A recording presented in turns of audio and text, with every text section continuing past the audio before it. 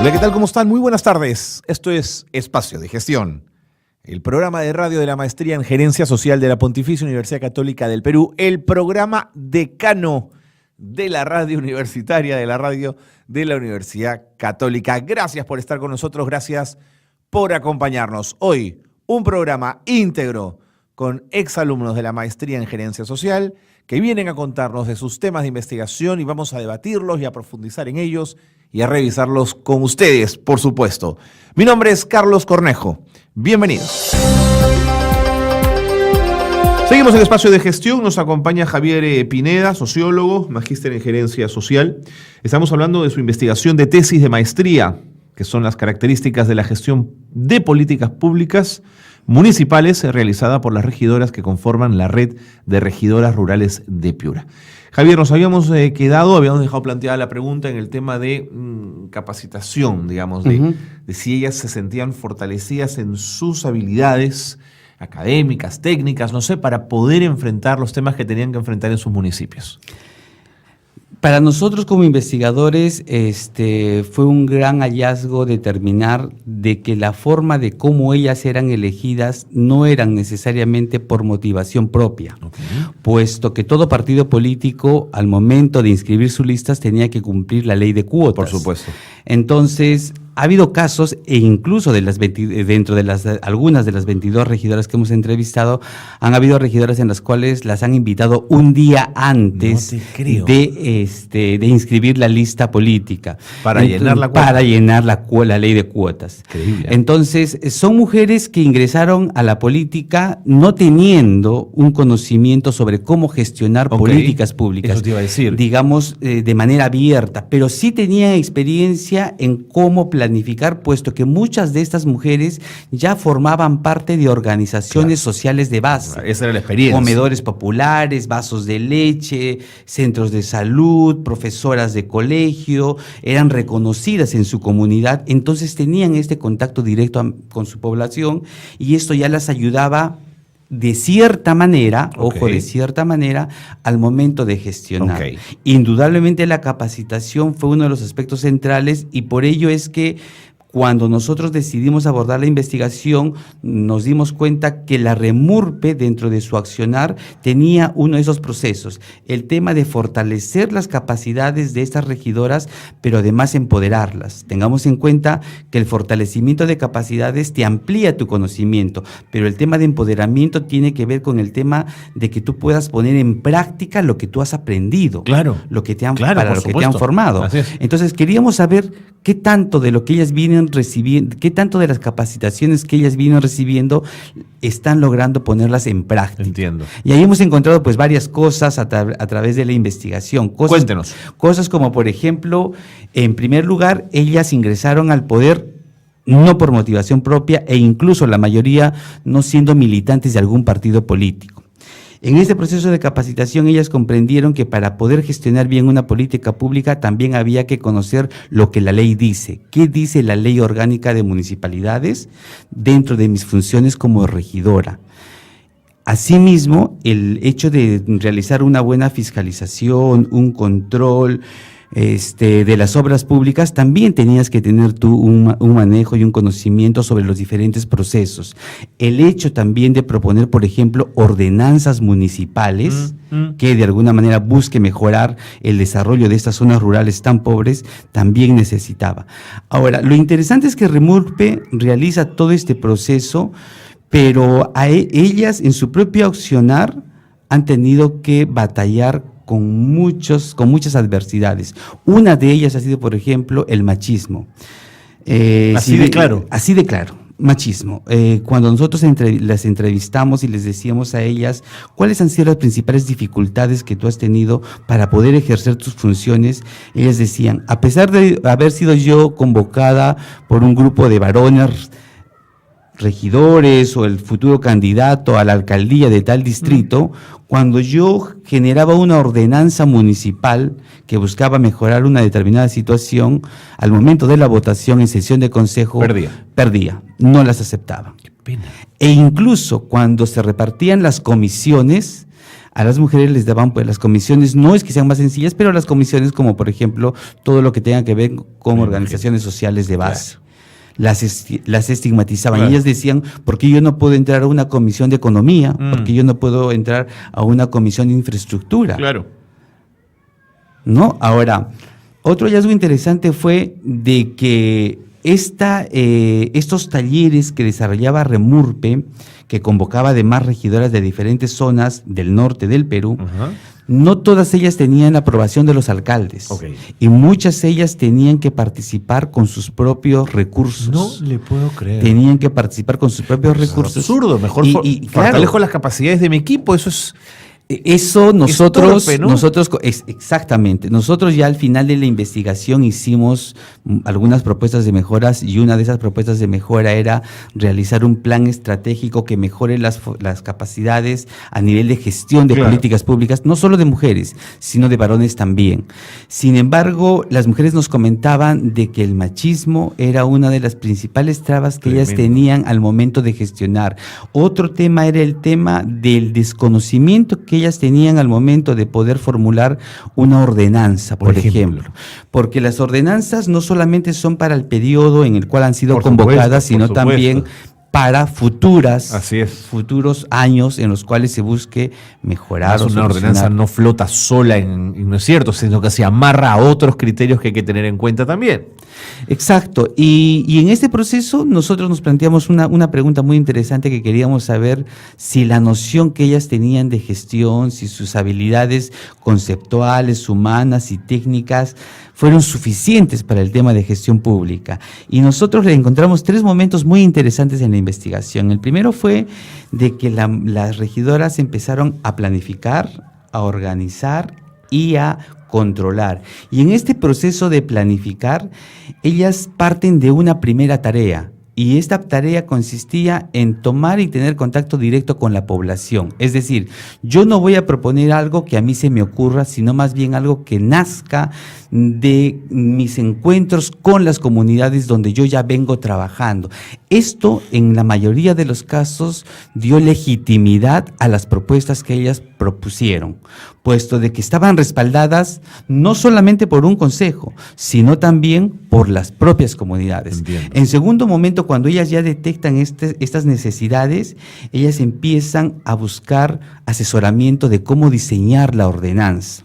Y paralelamente a cómo diseñar la ordenanza es que empiezan a generar lobby, empiezan a recurrir y a asociarse con algunos compañeros regidores para que en el momento de que ellas sustenten su ordenanza municipal sea aceptada. Claro, comienzan a hacer política, digamos. Empiezan a hacer política. Y ya en un cuarto momento, cuando ellas ya ven que esta posible propuesta de ellas se va a viabilizar, es que también les interesaba mucho tener y conocer la opinión del alcalde, puesto que en estas zonas rurales la presencia y la voz del alcalde era fuerte, prácticamente determinante. Seguro. Y si tú no pertenecías incluso al partido político al cual tú habías ingresado a la gestión, muchas veces si el alcalde te decía que no, por muy buena que sea la idea, no se terminaba aceptando. Entiendo. Me queda poco tiempo.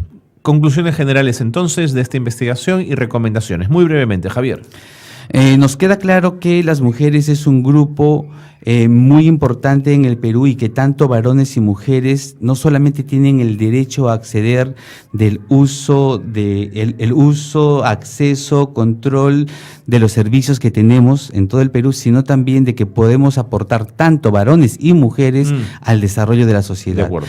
Y que el tema de la capacitación, del conocimiento y del asesoramiento es sumamente importante. Totalmente. El tema de que todos los gobiernos regionales, distritales, puedan de alguna manera implementar planes de capacitación a todo su equipo. Tengamos en cuenta que muchas de las personas, sobre todo del ámbito rural, no tienen estudios superiores, y por no tener estudios superiores muchas veces están simplemente haciendo presencia. Seguro. Y que si queremos mejorar la calidad de vida de las personas, tenemos que tener personas mejor preparadas. Lo segundo es que se tiene que de alguna manera fortalecer las redes interinstitucionales. Hay una experiencia muy interesante que logramos conocer justamente a través también de la investigación, que era el tema de las mancomunidades, Ajá. es decir, que regidoras de diferentes zonas, pero que por la cercanía Así de la es, zona así es. Arman mancomunidades. arman Así es. mancomunidades, pero también iban captando en estos encuentros qué cosa estás haciendo tú que te Claro. funcionaba bien, Qué que bueno. lo podría hacer Qué yo. bueno, claro. Y lo tercero era de que de alguna manera los gobiernos locales y todas las instituciones públicas y privadas que ya logran detectar a mujeres claves, que no las pierdan, porque muchas veces se acaba el periodo local y estas mujeres que ya fueron capacitadas y Así es, empoderadas, así es. simplemente Regresan un poco a sus labores regresan anteriores. a sus labores, claro. y se pierde toda esa experiencia Así es. acumulada y asumida en el camino. Es una pena. Entonces la idea es que esa experiencia de estas personas también contribuya y fortalezca la gestión y el accionar de las nuevas regidoras y regidores del Perú. Javier, y de refilón, digamos, de taquito, ¿pudieron observar la calidad de la capacitación que ofrecía la red de municipalidades rurales? ¿Pudieron un poco percibir si era de calidad, si apuntaba a los temas importantes, si les daba lo que necesitaban? Para nosotros fue interesante validar tres cosas. Lo primero que encontramos fue la cercanía de los diferentes profesionales con las mujeres. Ok. Es decir, no es que llego como Remurpe o como Remurpi o como cualquier organización y yo me siento superior a ti, sino más bien ese trato totalmente horizontal, totalmente abierto, y las mujeres tenían mucha cercanía a conversar y a compartir sus inquietudes.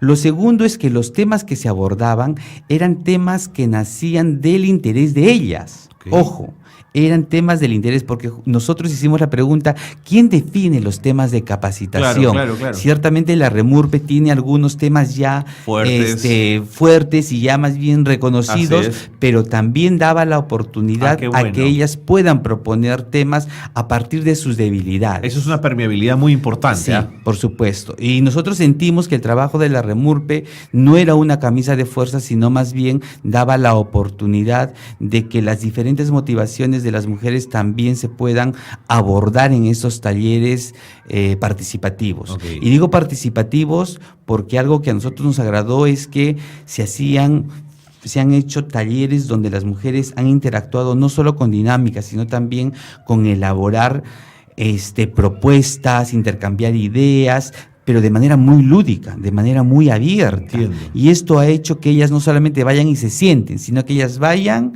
compartan, aprendan y también de alguna manera promuevan. De acuerdo. Javier, queríamos agradecerte muchísimo que nos hayas acompañado esta tarde aquí en Zona PUC. Gracias por haber estado con nosotros y enhorabuena por esta investigación que además nos da luces de cuál es la situación de las mujeres que hacen política en las regiones y sobre todo en zonas rurales. El machismo es un tema que hay que enfrentar sin duda en toda esta ecuación compleja. Muchas gracias, Javier, por haber estado Agradezco con la nosotros. invitación y motivo a todos los gerentes sociales de que siempre valoremos, y a todas las personas Ajá. en realidad, que tanto varones como mujeres somos tan importantes para el Seguro. desarrollo de cualquier sociedad. Seguro que sí, Javier. Muy buenos días. Muchísimas gracias A por la usted las invitación gracias, Javier. nuevamente. Un gusto. Pausa y seguimos con más.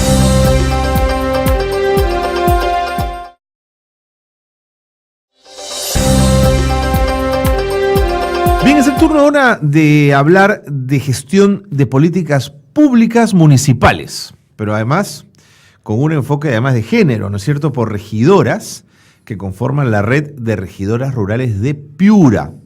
Esta es una investigación trabajada por el magíster Javier Pineda, magíster en gerencia social, y nos va a contar por qué mujeres y por qué Piura. Bienvenido, Javier, gracias por estar con nosotros. Muy buenos días, agradezco la invitación. Soy sociólogo de profesión. Ajá. Y trabajo en una ONG hace 17 años. ¿En cuál? En la ONG Oscar de Perú, Ya. que tiene incidencia en distritos del Cercado de Lima y del Agustino, y también Ok. en la ciudad de Ica después del terremoto del 15 de agosto del 2007. Justamente uno de los grupos a los cuales atiende esta ONG son las mujeres Entiendo. mujeres adultas. Y dentro de este proceso de atención a las mujeres adultas está la capacitación y la formación. El trabajo directo con las mujeres es que me ha permitido determinar y afianzar mi postura sobre el importante rol que tienen las mujeres en nuestra sociedad. Por ello es que cuando yo ingresé a la maestría, ya tenía enfocado casi el tema, que era trabajar un tema de género, Ok. una tesis que esté enfocada en ese tema y que de alguna manera me ayude a generar mayores conocimientos sobre la participación en diferentes ámbitos de la mujer. Tenía claro entonces mujer, Sí. pero no tenía claro lo rural. ¿Eso lo fue encontrando en el camino? No lo tenía claro. Esta tesis la trabajé con una compañera, una ok. paraguaya, Ok. y ambos coincidimos en el mismo tema. La maestría nos enlazó con la REMURPE, que es la Red de Municipalidades Rurales de Piura. Cuénteme de ello. Y a nosotros se nos hacía sumamente interesante conocer cómo es la gestión de las políticas públicas implementadas por las mujeres, pero sobre todo en el entorno rural, que Entiendo. muchas veces es el que está menos atendido, más descuidado y que incluso es muchas veces muy pocas veces escuchado. Entonces queríamos conocer cuál era la noción de gestión que tenían estas regidoras, cuáles eran los factores que contribuían o que de alguna manera limitaban la implementación de políticas públicas. Por ello es que decidimos trabajar el tema de la gestión de las políticas públicas desde el ámbito rural y mejor aún por mujeres. En un momento le voy a preguntar de los resultados de la investigación, pero a priori uno pensaría, ¿por qué la aplicación de una política pública por mujeres tendría características diferentes a la aplicación de una política pública por hombres? ¿Cuál era, digamos, la hipótesis de partida? Lo que pasa es que, y retomando un poquito a mi comentario inicial, soy coordinador general de una ONG y de alguna manera he trabajado con gobiernos locales. Ya. Y en este trabajo con gobiernos locales, quienes principalmente siempre están presentes en las mesas de trabajo son los varones. Ok. Y la presencia de las mujeres son muy pocas. Ah, mire. Entonces yo quise de alguna manera ver qué pasaba en algún lugar del Perú sobre la participación de la mujer. Por ello es que quise saber si en realidad era el marco legal, si en realidad era un tema de repente de discriminación abierta, abierta o de posicionamiento de ellas mismas. Ok, entiendo. Por ello es que seleccionamos a las regidoras rurales y cuando la REMURPE nos dice que está trabajando con una red de regidoras rurales, se nos hizo mucho más interesante entrar por ahí con la investigación y ver qué cosa estaba haciendo la REMURPE, cómo estaban sintiéndose las mujeres en esos nuevos ámbitos poco intervenidos, porque la mujer, bueno, en realidad para que ella pueda participar en la vida política han tenido que ser décadas de lucha a nivel internacional. Y es que recién, bueno, en el año de 1955 la mujer puede elegir, pero también puede ser elegida. Ahora, ciudadana, hace muy poquito, digamos. Claro, ¿no? En 1955, recién en junio de 1956, en las elecciones de 1956 es que las mujeres participan políticamente en el Perú. Por supuesto. Son 9 mujeres las que ingresan al poder. Una senadora y 8 diputadas. Claro. Ahora, interesante. Lo primero que me llama la atención es este hallazgo, ¿no es cierto? Dentro de la Asociación de Municipalidades, de esta red de municipalidades, hay un pequeño, llamémoslo, comité, organización, mesa de trabajo solo de mujeres. ¿Esto no tenía luz? ¿Esto para usted era una sorpresa o ya lo conocía? Era una sorpresa. Yo con honestidad no lo conocía. Quise saber en qué departamento del Perú había mayor incidencia o participación de las mujeres y Piura era uno de los departamentos donde había una mayor incidencia a nivel de participación femenina. Ok, ¿ese fue un criterio de selección? Ese fue un criterio de selección por abordar el tema o que la investigación se realice en Piura. ¿Qué otras regiones destacaría con amplia presencia de mujeres en la toma de decisiones? Lo que pasa es que la lucha y la intervención de las mujeres a nivel nacional ha sido fuerte siempre, pero muy pocas veces escuchado e incluso conocido. En el sur también ha habido una fuerte presencia, pero Lo motivante en el norte era que la red de regidoras rurales no solamente estaba trabajando Piura solamente, sino estaba trabajando Piura, Trujillo, Chiclayo, y las regidoras de toda esa zona de alguna manera se juntaban para participar en talleres conjuntos. Entiendo. Y es ahí donde nosotros dijimos, ya, ellas no están solas, no se sienten solas, sino más bien han decidido formar parte de esta red que viene siendo o que venía siendo asesorada por la Remurpe para poder gestionar políticas públicas. Entiendo. Ahora, le hago esta pregunta, y eso quizás nace de un prejuicio, pero lo pongo aquí en la mesa para que, si no lo es, usted me desmienta.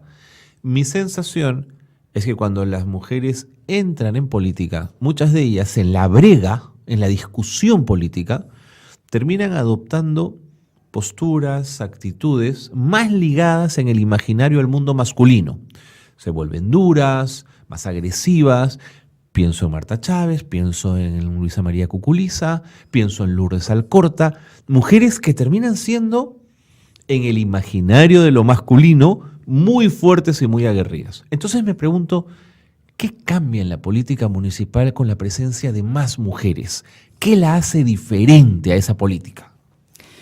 Uno de los principales hallazgos, y quiero un poquito amarrar la pregunta a uno de los hallazgos que encontramos, es que la población se sentía muy poco escuchada, población. Ojo. Entiendo. Y la población sentía de que sus necesidades no venían siendo atendidas. Cuando las mujeres ingresan a la política pública, uno de sus principales roles es el tema de la fiscalización, pero ellas empiezan a desarrollar este proceso de fiscalización tomando en cuenta cuáles eran las principales necesidades.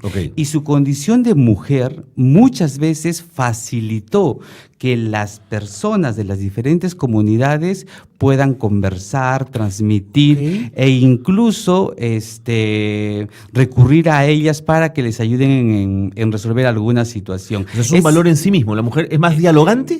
Yo diría que es más dialogante y más consciente tal vez en algunos aspectos sociales. Entiendo. Porque el hombre principalmente ha estado enfocado a obras de infraestructura, a un tema económico, pero las mujeres, tengamos en cuenta que muchas incluso de estas regidoras vienen ya de otros movimientos como organizaciones sociales de base como clubes de madres, comedores populares, vasos de leche, donde agrupan a diferentes mujeres. Y obviamente de ahí ese posicionamiento de que la mujer yo la siento más bien todo lo contrario, mucho más sensible. Es cierto que hay casos donde hay actualmente incluso, y usted ha mencionado alguna de ellas, lo más visible, algunas políticas que han demostrado tal vez esa postura un poco más confrontacional, mucho más directa, pero también esto parte un poco de la formación de ellas mismas, de la educación de ellas mismas. Uno, en la medida en que se va formando y va adquiriendo nuevos conocimientos, tienes dos posibilidades. Una, de ejercer mejor la política, y otra, intentar en algunos casos incluso obstruir o ser muy, como decían algunos alcaldes cuando hicimos la tesis, decían, nosotros ya no podemos libremente hacer nuestras solicitudes porque las mujeres siempre están protestando para ellos. Ojo, miren la perspectiva que tenían, protestando para ellos, mientras que desde la perspectiva de los que somos científicos sociales o gestores sociales, indudablemente estamos conscientes que tanto el varón como la mujer están en condiciones iguales de poder aportar al desarrollo de cualquier sociedad. Es una pregunta también compleja, pero desde su perspectiva y desde este estudio, ¿la mujer en política es conservadora? Digamos, ¿es cautelosa o toma riesgos? Mi hipótesis es que la mujer peruana en general es conservadora y transmite esto a los hijos y a los nietos. Pero no lo sé, solamente nuevamente puede ser un prejuicio o una percepción muy acotada y muy limitada. ¿Cómo es en su acción, en su pensamiento, las mujeres a las que usted se ha aproximado en esta investigación? Yo no generalizaría porque estigmatizar o decir que por ser mujer tiene cierto tipo de roles y de funciones es arbitrario. Es arbitrario. Yo más bien lo atribuyo a que son muchos factores. Ciertamente han habido varios patrones que de alguna manera han marcado el accionar de la mujer, que han comenzado en la familia, en la escuela Así y en la es. propia sociedad. La misma crisis vivida en el país de pronto, y que de ¿no? alguna manera la han hecho tal vez en algunos casos vulnerable, pero en otros casos mucho más fuertes. De acuerdo. Porque le han hecho comprender de que ante diferentes adversidades ella tiene que seguir luchando por sus derechos y por el derecho de la familia y de la sociedad completa. Pero hay de todo, o sea, sería, yo no podría encasillarme y decir solamente de que estamos desde un solo lado, ¿no? ¿No era metodológicamente compleja esta investigación en la necesidad que había quizás que ir a Piura, hablar con las regidoras, encontrarlas? ¿Eso no era un problema para la investigación? Las tesis en gerencia social se enmarcan a través de analizar algún programa, algún proyecto o alguna política que se esté implementando a través del sector público y privado. El hecho de tener a Remurpe como una institución que fortalece las capacidades de las mujeres ya era una primera entrada para que la tesis sea viable en gerencia social. De acuerdo. ¿No? Y ciertamente el tema de ir a Piura nos generó en algunos momentos pues ciertas preocupaciones porque ellas desarrollan muchos talleres, pero profesionalmente y como sociólogo que soy también fue un gran reto el estar y convivir en algunos talleres con ellas, mirar sus costumbres, las formas de cómo conversan, cómo debaten, cómo proponen, cómo concertan. Ok, eso me parece muy interesante. Quería preguntarle por lo preparadas que están. Lo preparadas que están académicamente, digamos, porque uno puede tener intuiciones y sensaciones de hacia dónde debe ir uno en política pública, pero si no hay indicadores, si no se mide y no se avanza con claridad, uno no sabe cuál es el norte. Quería preguntarle, siendo mujeres rurales, seguramente en su gran mayoría, si sentían la necesidad de capacitación, de aprender más, de empaparse de otros temas, si sentían que estaban limitadas en algunas cosas. Quiero que me cuente de esos detalles que son interesantes después de la pausa que nos tenemos que ir al corte, señor Pineda. Gracias por estar con nosotros nuevamente. Muy bien. Pausa y volvemos. Javier Pineda nos acompaña, magíster en gerencia social. Pausa y volvemos.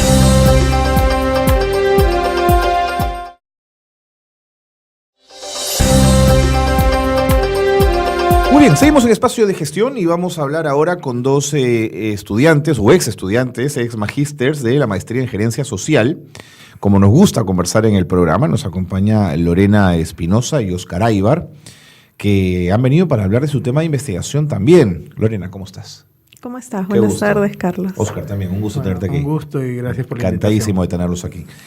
La investigación de ustedes tuvo que ver con formas de organización, relaciones intracomunitarias y beneficios recibidos de la compañía minera Antamina en Huaripampa. Se focalizaron en Huaripampa. Es un estudio de caso de las percepciones de los pobladores, además en un periodo acotado de tiempo 2012-2014. Perfecto.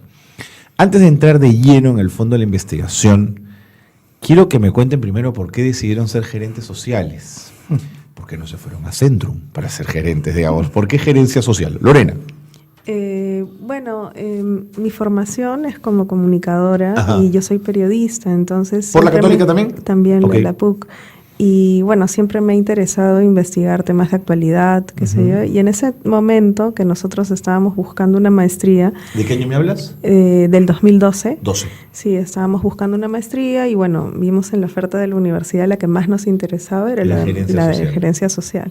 Porque justamente buscaba resolver de una manera práctica problemas sociales. Entiendo. Entonces, era otra mirada, ¿no? Totalmente. Claro, muy distinta a la antropología o sociología que digamos como que señala los problemas, pero no resuelve de una manera práctica, o no propone, digamos, soluciones, ¿no? Y me encantó la idea, ¿no? Me encantó y por eso es que postulé. ¿Y tú, Oscar? Bueno, básicamente lo mismo porque, bueno, somos esposos, entonces buscamos... Pero no se conocieron en la maestría. No. Decidieron arrumarla juntos. Sí, de acuerdo. Entonces, buscando en la oferta, nos pareció interesante. Yo quería al menos explorar otro campo fuera de las comunicaciones. No me atraía mucho. ¿Tú también eres comunicador? Sí, también, pero de comunicación audiovisual. De la Católica. Enseño en la facultad, en la carrera de comunicación audiovisual y buscando, bueno, una maestría interdisciplinaria, llegué a lo de gerencia social, me pareció súper interesante, sobre todo por lo que señala Lorena, de buscar siempre pues las soluciones a los problemas, ¿no? En ese sentido incluso nos especializamos en lo que son programas y proyectos de desarrollo, ¿no? Que era lo que más nos atraía dentro de la oferta, ya dentro de la maestría de gerencia social. Interesante. Ahora los comunicadores le corren a matemáticas y la gerencia iba a implicar finanzas, ¿no es cierto? Estadística. ¿Cómo hicieron con ello? Con mucho esfuerzo. Sí. Sobre todo en había un par de cursos, ¿no? Sobre todo uno de gerencia financiera, que era puros números. De terror, ¿no? De terror. Sí, pero ahí sí la salvamos, dedicándole pues de acuerdo. Horas sí, de todo estudio. fue subsanado. De acuerdo.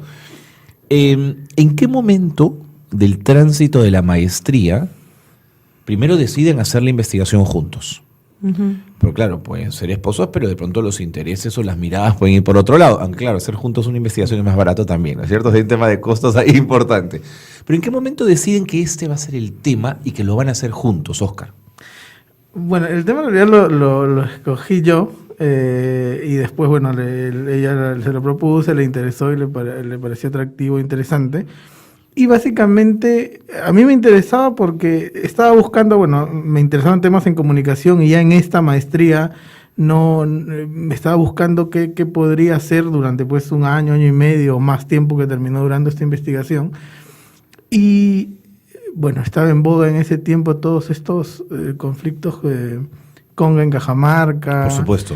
Estaba reciente lo de Tía María, ¿no? Entonces, siendo un país eminentemente pues minero, ¿no? Extracción minera y de grandes empresas aquí, me pareció un tema interesante el ver cómo se relacionaban con las comunidades y bueno, cómo surgían, de dónde provenían estas fuentes de conflicto, ¿no? Y entonces ya averiguando junto con Lorena vimos, pues, bueno, la empresa, digamos, minera más grande en este país es Santamina, la que más produce, la que más dinero mueve, factura, ¿no? Y después investigando un poco, pues veíamos que también tenía algunos, digamos, relaciones conflictivas con varias comunidades, ¿no? Y bueno, escogimos centrarnos en una. Claro, no tiene una ciudad como el caso de Cajamarca que tiene una animadversión hacia la empresa, sino que es más pequeñito, digamos. Sí, ¿no? Son cositas pequeñitas que a veces nadie conoce, no salen, no se mueven. Pero en la pueden prensa. ser esas comunidades muy alteradoras. Sí, y hay algunas que son perennes y constantes, ¿no? Así la comunidad es. con la que nosotros trabajamos está desde que llegó Antamina ahí y hasta ahorita siguen. Sigue igual. Sigue igual, no hay Es de eso vamos a hablar en un ratito. Entonces, digamos que Óscar te propone el tema, Lorena, y tú dices al toque sí, o dices, a ver, un ratito, vamos a darle vueltas. Mineras, conflictos, ¿qué sensación tenías? Como te dije antes, a mí me interesaba, o sea, algún tema que fuera de actualidad. Entonces, yo estaba investigando algo que tenía que ver con igualdad de género, pero cuando él me propone ese tema, también me interesó, incluso me interesó mucho más, porque de repente no había tanto foco en eso, ¿no? En cambio, en temas de género había bastante, bueno, veía que habían estudios sobre eso, muchos. Entonces, en cambio, sobre esta comunidad en particular, ¿no? Sobre las comunidades aledañas, no había muchos estudios. De acuerdo. ¿Sabían de antemano que la investigación obligaba a viajar, a tener que ir a campo, Óscar? Claro. Sí, esa fue la parte más difícil casi, ¿no? O sea, no solo el llegar, pero nosotros pues acostumbrados a la vida citadina un poco de Lima. Viajamos en 2014 en 2 oportunidades. La primera vez no sabíamos a qué nos enfrentábamos. Recuerdo que fuimos en abril pensando que habían pasado las lluvias, pero nos agarró un torrencial y nos quedamos varados con la llanta pinchada en medio de la nada hasta que la después trocha, sin nadie que nos ayude. y bueno, y fue todo un trámite llegar, después acceder a la población, ¿no? Que es súper reticente, que te mira con harta recelo, desconfianza, con recelo. Fue también otro trámite, ¿no? Entonces estuvimos ahí varios días. Después sentimos de que teníamos que regresar porque fue una primera visita, pues que obtuvimos cosas pero a medias y ya regresamos más preparados, haciendo contactos previos en septiembre del mismo año. Entonces, bueno, fueron un par de visitas en que hicimos básicamente el trabajo de campo y las entrevistas, ¿no? Las entrevistas a los pobladores de Boripampa, ¿no? La desconfianza hacia ustedes es como decir la desconfianza hacia cualquiera ajeno a la comunidad. ¿O es que iban ustedes precedidos de alguna invitación, de algo que pudiese predisponer a la comunidad, Lorena? No, en realidad lo particular de la situación era que cuando nosotros llegamos, no llegamos invitados por nadie. De hecho, nos habíamos contactado previamente con la empresa por una cuestión de información, básicamente, y bueno, tener algún contacto en caso de cualquier eventualidad o emergencia, Claro, qué sé yo. Pero no habíamos programado vernos ni siquiera. Entonces, cuando pasa lo del incidente del auto, es que recién nos comunicamos con ellos, que muy amablemente se comunicaron con nosotros para saber que estábamos bien y todo, pero después, o sea, era bueno, bien particular, justamente te decía, porque los pobladores hablaban con nosotros y cuando de repente nosotros nos volteábamos y ya para irnos, ¿no? Entre ellos comentaban, y el intérprete que estaba con nosotros nos contaba esto, comentaban, ellos serán de la municipalidad o serán, claro, serán de la municipalidad o serán de la empresa, ¿no? O sea, es como que no sabían de dónde éramos o qué intereses defendíamos, qué sé yo. Entiendo. Exacto. Cuéntenme de Huaripampa. ¿Cómo es Huaripampa? Bueno, es un poblado pequeño, ¿no? Es un poblado, la ciudad, digamos, el epicentro de esta, que es la provincia Huari, es el San Marcos, ¿no? Que es la ciudad, digamos, más grande, donde están todas las empresas que trabajan con antamina y todo. Por ignorancia, ¿lo productos Cordillera Blanca? Sí está claro, es entrando, es Cordillera Blanca, casi llegando, ¿no? Pero no es la negra, no está hacia adentro. No está hacia adentro, está antes, sí. De acuerdo. Una hora antes de Guarmey hay un desvío a la derecha, a 2 horas llegas, 15 minutos pasando Chavín de Huántar, que es un sitio turístico, ¿no? Y Huaripampa está más o menos que media hora caminando, 10 minutos en auto, está poco más de 3.000 metros, es una comunidad bastante pobre, como son todas las comunidades de la zona. Está dividido. ¿De qué vive? Agricultura de subsistencia, ganadería, sí, a baja escala. De muy baja escala, ¿no? Autoconsumo, básicamente. Entiendo. ¿no? Entonces, son cerca de, no más de 1.000 pobladores. Sí. Lo particular es que es como una cuesta, ¿no? Digamos, la parte más de entrada, que es Huaripampa abajo, es donde está la plaza, la iglesia, tienes Huaripampa medio, y la parte de se más difícil, en extensión. Y la parte de más difícil acceso, que es la que está a 3.200, sí, es la de Huaripampa Alto, ¿no?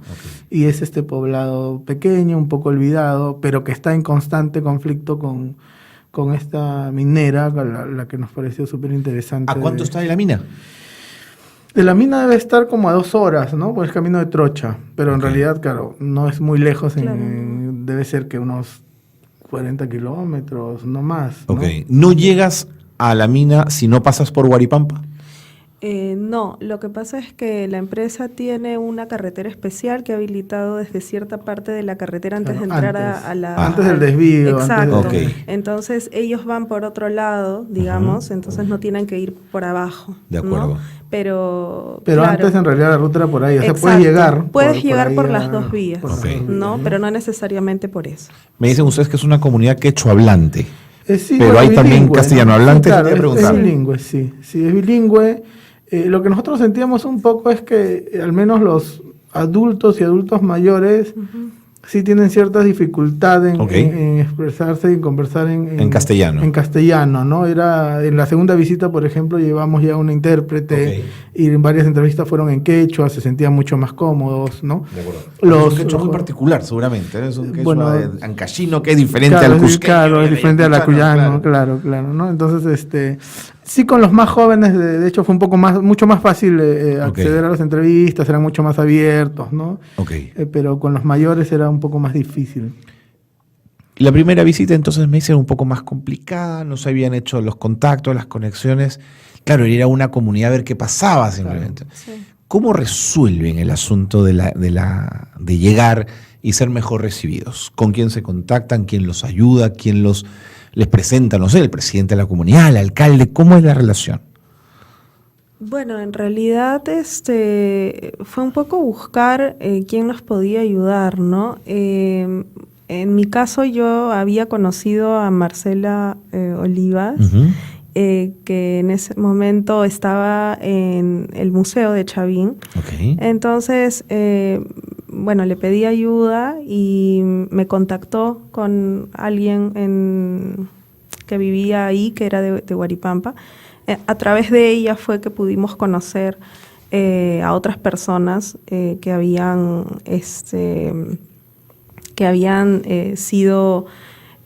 salido, ¿no? digamos, del Huaripampa original, no sé cómo llamarlo, de donde habían vendido las tierras, Yeah. ¿no? Y que, bueno, habían sido desplazados, reubicados sería la palabra, ¿no?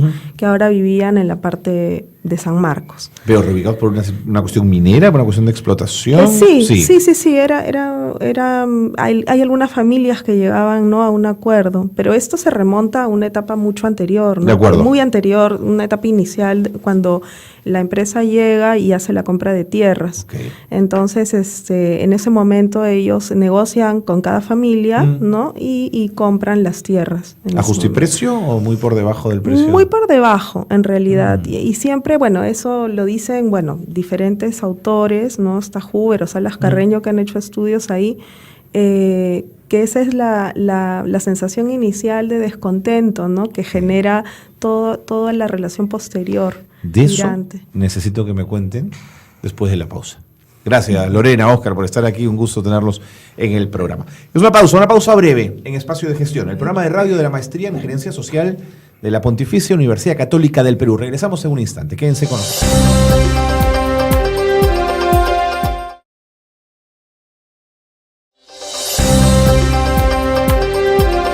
Seguimos en Espacio de Gestión. Lorena Espinosa y Óscar Aybar son una pareja, comunicadores, esposos. Se embarcaron juntos en la maestría. Eso es todo un mérito. Además, se ven en casa, se ven cuando estudian y decidieron hacer su investigación juntos, su investigación de tesis, que tiene que ver con las formas como se organizan las relaciones intracomunitarias y los beneficios que recibió una comunidad llamada Huaripampa de la compañía minera Antamina.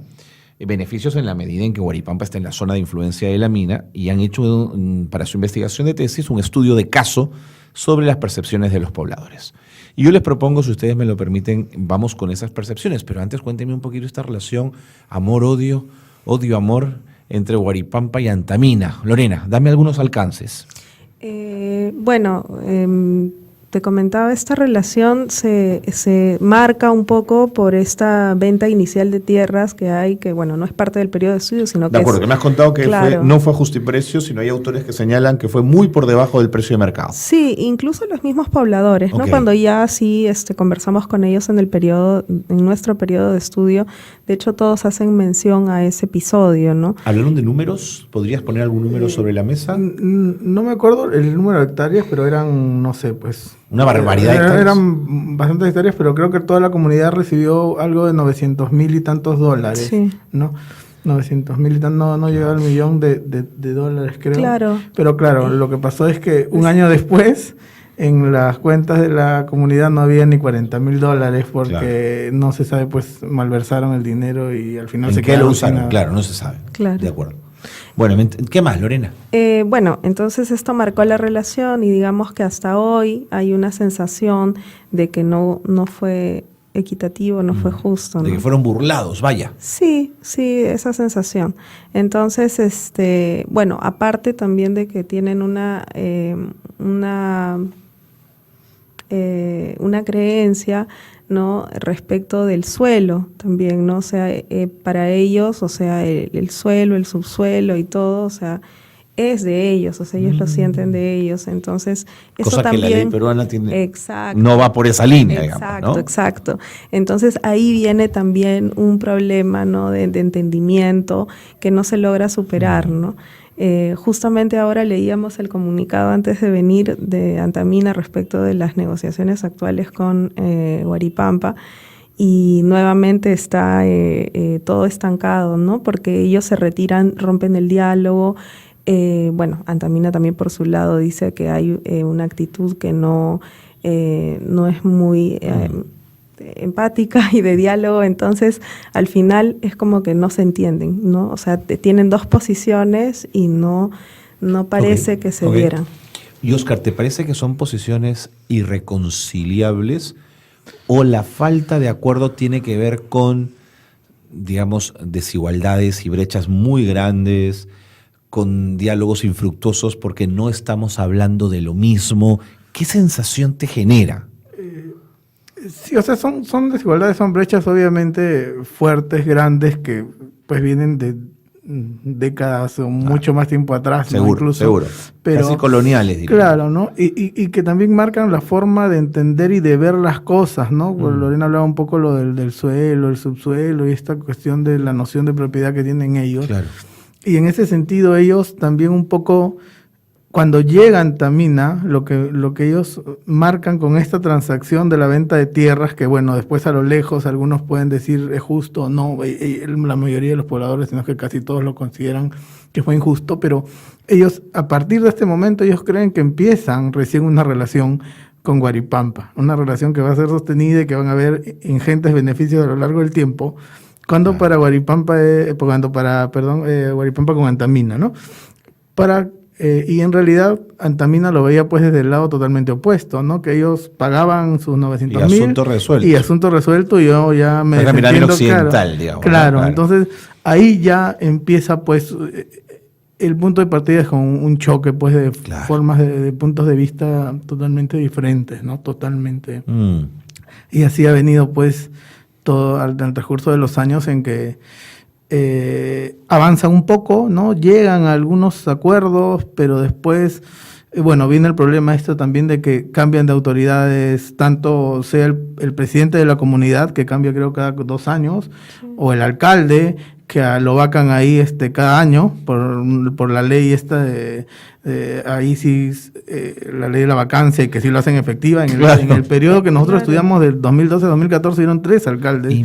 Entonces en San Marcos, ¿no? Que es entonces no hay pues una representatividad clara, ¿no? Que tenga apoyo realmente y que pueda hacer cosas, negociar, ¿no? Porque lo que se puede avanzar en unos meses, después de nuevo retrocede. ¿Y cuál sería hoy la aspiración de Huaripampa respecto a Antamina, Lorena? Yo creo que sobre todo lo que buscan son proyectos de desarrollo, ¿no? Y sobre todo en ganadería o agricultura. Lo que pasa es que no es muy viable, y esto también lo hemos conversado con la empresa, digamos, y en realidad hay razones para que no sea viable, sobre todo geográficas, climáticas, y tiene que ver también la venta de tierras, porque estas familias, al vender sus tierras y quedarse con algo menor, digamos, en otro sitio donde fueron reubicados, ya no pueden criar, digamos, a gran escala animales, ya no pueden hacer algo más allá del autoconsumo. Entonces es como que ellos creyeron, ¿no?, que la cultura de la reciprocidad les iba a servir en esta etapa posterior, pero no, ya estábamos hablando de otra cultura, ¿no?, de la negociación. Entonces ya no digamos como que un poco se quedaron en el aire, ¿no? Eso sumado, bueno, a los problemas de baja representatividad y también corrupción, ¿no?, en la zona, nomás en la región, el caso de César Álvarez. Nada más. Claro, ¿no?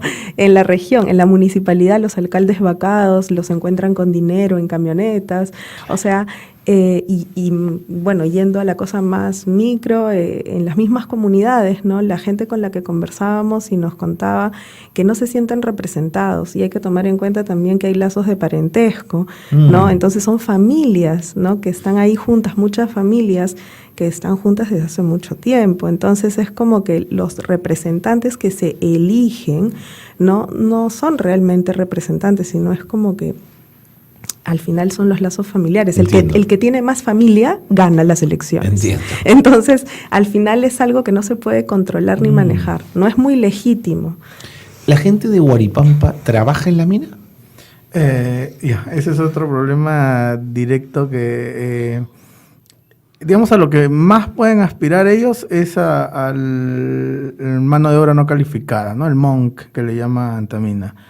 Y en el periodo de estudio que nosotros era por año, creo que el promedio era de 128 puestos de trabajo. estamos hablando de... Antamina es una comunidad, pues, de docenas de comunidades que están aspirando y que cada una tiene, pues, no sé, hay algunas comunidades con 500, otros con 1000, con 2000 pobladores, ¿no? Entonces, variado según los claro, es reportes de variado.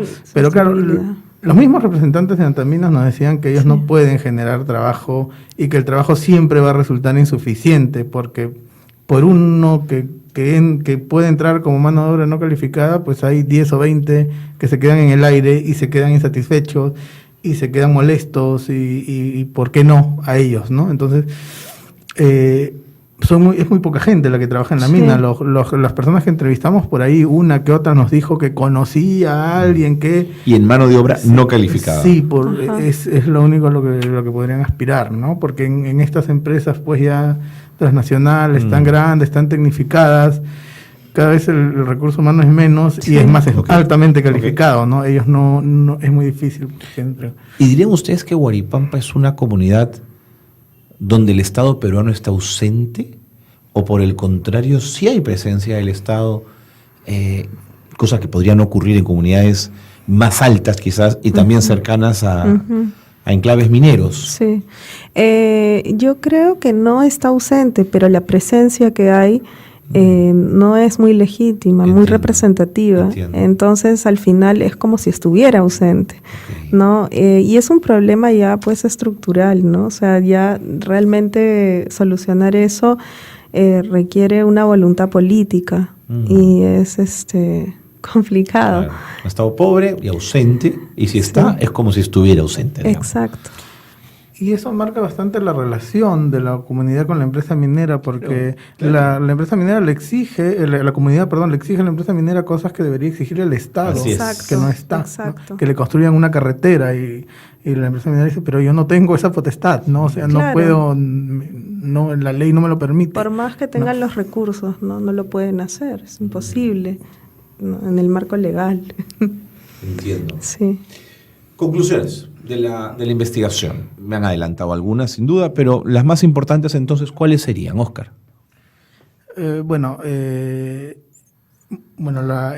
La necesidad permanente, lo que ellos esperan es esta necesidad por trabajar, ¿no? Entonces, eso sí... No han encontrado trabajo ni soluciones a sus problemas económicos con la presencia de la mina. De la mina, o sea, no han visto en ese sentido beneficios directos de trabajar con Antamina, ¿no? Entonces, a partir de ahí, pues, tendríamos que... Es que también es una zona de muy difícil... Es una zona de difícil acceso y es una zona geográficamente... Es una quebrada estrecha. No es que tengas, pues, extensas áreas como para hacer cultivos, hacer proyectos productivos a gran escala, ¿no? Entonces, se tendría que ver ahí, analizar qué tipo de proyecto viable y sostenible se puede hacer, y además se puede hacer porque que se sostenga en el tiempo, porque en algún momento Antamina se va a ir de esa zona. Eso te iba a decir, digamos. En algún momento Antamina se va a ir de esa zona y después la gente va a quedar igual de pobre que antes de que Antamina pasara por ahí. ¿Esta fue una zona afectada por el conflicto armado o no tuvo mucho que ver? Documentado eso. Sí, no damos mucho en eso, pero sí, algunos nos comentaron, algunos entrevistados de que sí, es más, nos decían de que mucha gente se fue, algunas personas nos dijeron de que a principios de los 90 mucha gente se había ido por eso y que todo el mundo volvió cuando llegó Antamina en 99. Pero no era el drama de la comunidad ayacuchana, por ejemplo, impactada así por una violencia de dos fuegos, digamos. Claro, no, en ese eso Huaripampa no lo vivió. No. Me quedan 30 segundos. Díganme que llevaron cámaras como buenos comunicadores, Óscar como buen comunicador audiovisual, ¿y hay registro audiovisual del atardecer en Huaripampa o no les dio tiempo a grabar? No, más que el tiempo era la forma como habíamos planteado la investigación. Lo que pasa es que la gente no, como te digo, no quería hablar con nosotros. Entiendo. Entonces, imagínate plantarles una cámara para que no nos diga... más intimidante. Exacto. Te entiendo. Sí, no era posible hacer eso. Habrá que regresar entonces, Óscar. Sí, o sea, es un tema que nos interesa, que está todavía ahí, ¿no? Así es. Entonces, de repente más adelante, quién sabe, el doctorado. El doctorado, me parece muy bien. Muchas gracias. Me ha encantado tenerlos en el programa. Gracias, Lorena, Óscar, ha sido un gusto. Gracias. Y gracias por la invitación. Gracias por venir y por compartir esta investigación con nosotros. Muy bien, Lorena Espinosa Robles y Óscar Aybar Cabezudo han estado con nosotros. Ambos son magísteres en gerencia social, ya los han escuchado ustedes. Muy interesante su aproximación al mundo de Huaripampa y la minera Antamina. Con esto le ponemos punto final al programa. Gracias por habernos acompañado. Nos encontramos la próxima semana aquí, en Espacio de Gestión.